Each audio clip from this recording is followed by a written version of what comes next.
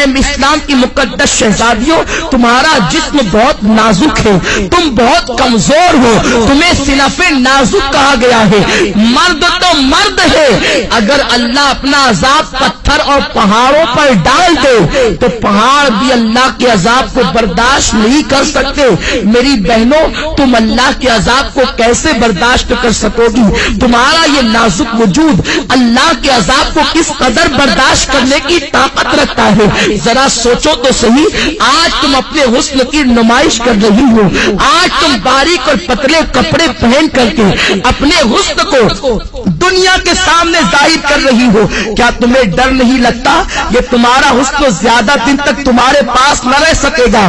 جوانی کتنے دن کے لیے آتی ہے؟ جوانی آتی ہے جانے کے لیے، جوانی آتی ہے ختم ہونے کے لیے۔ زیادہ سے زیادہ جوانی 10 سے 15 سال تک تمہارے پاس رہے گی۔ اپنی جوانی کی عمر میں تم اپنے حسن کی نمائش کر لو، تم اپنے حسن کی خوب نمائش کرو گی۔ اس کے بعد پھر کیا ہے؟ جس حسن کی تم نمائش کر رہی ہو، یہ نمائش تمہارا کرنا اسی تمہارے خوبصورت چہرے کو کبھی قبر کے کیڑے کھائیں گے، کبھی قبر کی مٹی کھائے گی۔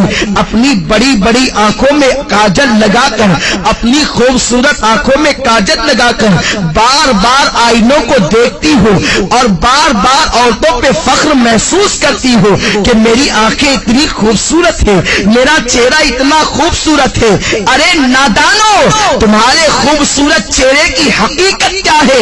اگر تمہارے چہرے پر چند پھنسیاں نکل آئے تو تمہارا شوہر بھی تمہاری طرف نگاہ اٹھا کر دیکھنے کو تیار نہ ہوگا، مگر اللہ اکبر، اس دنیا کے اندر اپنے چہرے کو حسین بنانے کے لیے، اپنے چہروں کو خوبصورت بنانے کے لیے اس قدر اہتمام کرتی ہو اور خوبصورت چہرے پہ اتنا مٹک مٹک کر اتراتی ہو۔ یہ تمہارا خوبصورت چہرہ قبر کے اندر 3 دن کے اندر بگڑ جائے گا، 3 دن کے اندر اسے قبر کے کیڑے کھائیں گے۔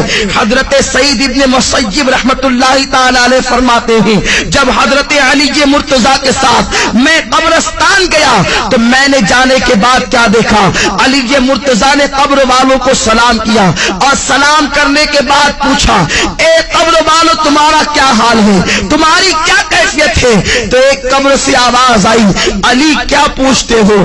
جس خوبصورت بالوں کو ہم دن میں کئی مرتبہ سنوارتے تھے وہ بال ہماری کھوپڑیوں سے جھڑ چکے ہیں۔ اے علی کے مرتضیٰ، جن آنکھوں پر ہم بہت فخر کرتے تھے وہ آنکھوں کے گودے بہ بہ کر کے گالوں سے گر رہے ہیں۔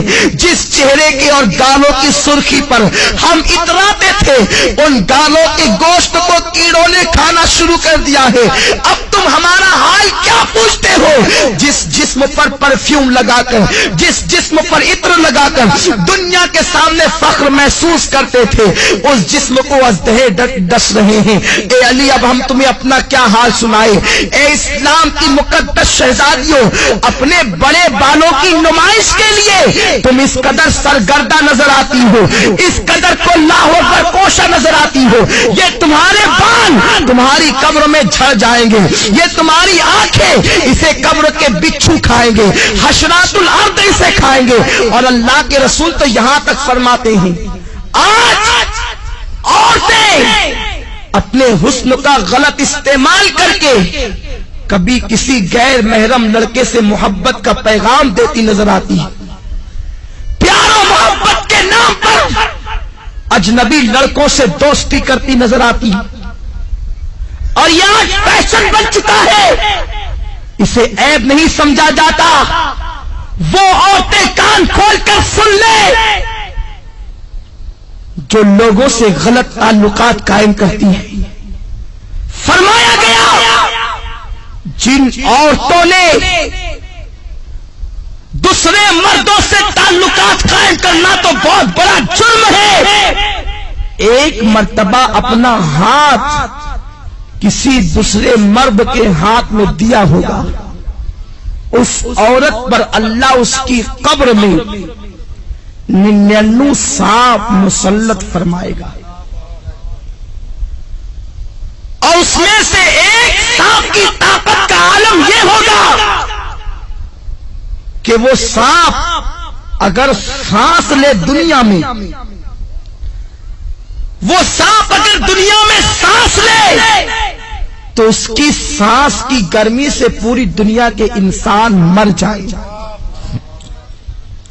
اور اگر وہ سانپ کسی پہاڑ پر اپنی دم کو مار دے تو پہاڑ ریزہ ریزہ ہو جائے، اتنا طاقتور وہ سانپ ہے۔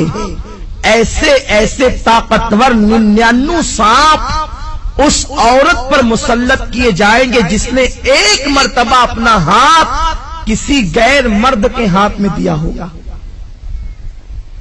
آج لڑکوں سے دوستی فیشن سمجھا جا رہا ہے، بچیاں سج دھج کر اسکول اور کالج کا رخ اس لیے کرتی ہیں، اللہ ماشاءاللہ سب کی بات نہیں کرتا کہ لڑکے انہیں دیکھیں ان کی طرف متوجہ ہوں۔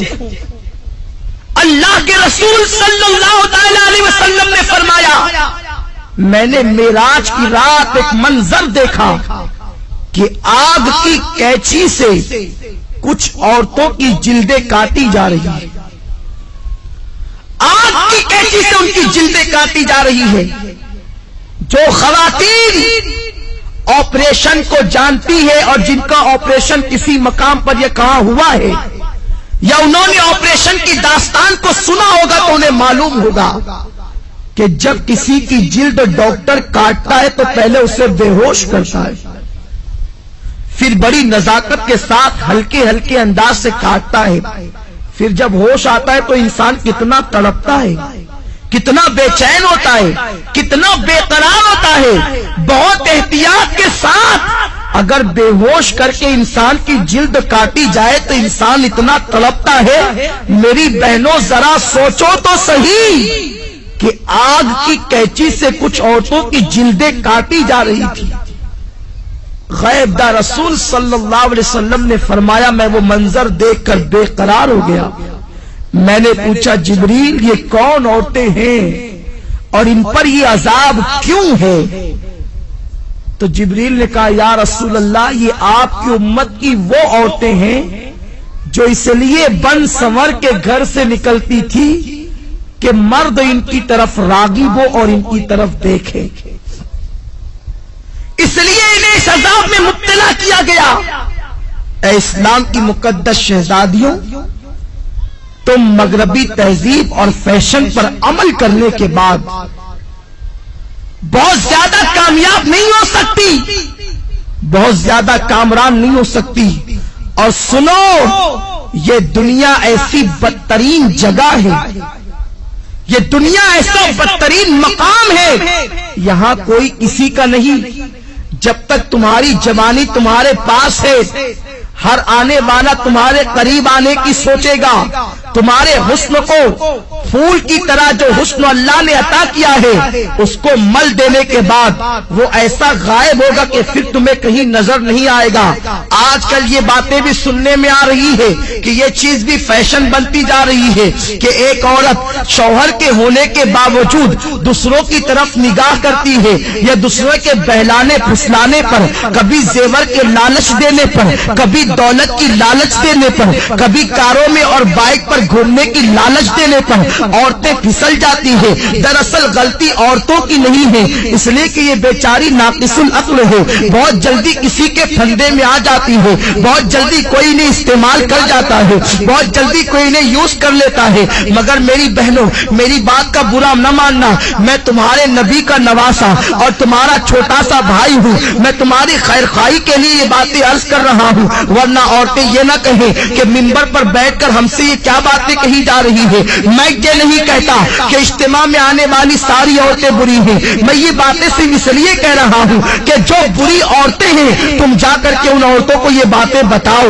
تاکہ وہ استعمال ہونے سے بچ جائیں، تاکہ وہ غلط کاموں سے بچ جائیں۔ میری بہنوں، میں تم سے پوچھنا چاہتا ہوں، تمہارے پاس جوانی زیادہ دن تک رہنے والی نہیں ہے، 10 سے 15 سال تک تمہاری جوانی تمہارے پاس رہے گی۔ اور سنو، اللہ کے رسول صلی اللہ تعالی علیہ وسلم نے فرمایا فرمایا عورتوں کا سب سے بڑا زیور عورت کی شرم و حیا ہے. جو عورت جتنی باحیا ہے وہ عورت اتنی زیادہ معزز ہے, وہ عورت اتنی زیادہ مکرم ہے. سنو, اگر تمہارا شوہر غریب ہے, اگر تمہارا شوہر بہت زیادہ نادار و مفلس ہے, تب بھی اسی شوہر کے ساتھ وفاداری کرو, اس کے ساتھ غداری مت کرو. اگر کوئی انسان کتنا ہی زیور کا لالچ دے, کتنی دولت کا لالچ دے, کتنے ہی کاروں میں بائک پہ گھومنے پھرنے کا لالچ دے, کبھی کسی کی طرف نگاہ اٹھا کر نہ دیکھنا.